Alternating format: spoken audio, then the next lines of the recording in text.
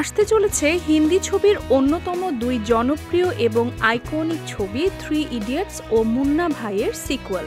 ছবির প্রযোজক বিধু বিনোদ চোপড়া এমনই এক সুখবর দিয়েছেন।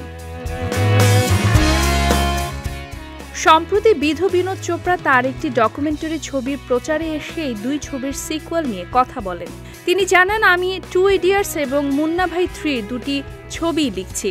তাছাড়া আমি চেষ্টা করছি যাতে বাচ্চাদের জন্য একটা ছবি বানানো যায়, যদিও এখনো সেই ছবির নাম ঠিক করা হয়নি। এছাড়া আমি একটা হরর কমেডি লিখছি, সেটা দারুণ ইন্টারেস্টিং হতে চলেছে। বিনোদ আরও বলেন, প্রথমে আমরা 1 থেকে 2 বছর ধরে লিখব, তারপর সেটা থেকে ছবি বানানো হবে। আশা করি 2 ইডিয়টস এবং মুন্না ভাই 3 শীঘ্রই আসবে। 3 ইডিয়টস এবং মুন্না ভাই ফ্র্যাঞ্চাইজির দুটি ছবি অর্থাৎ লাগে রাহো মুন্না ভাই এবং মুন্না ভাই MBBS ছবি 3টি রাজকুমার হিরানি পরিচালনা করেছেন এবং প্রযোজক ছিলেন বিধু বিনোদ চোপড়া।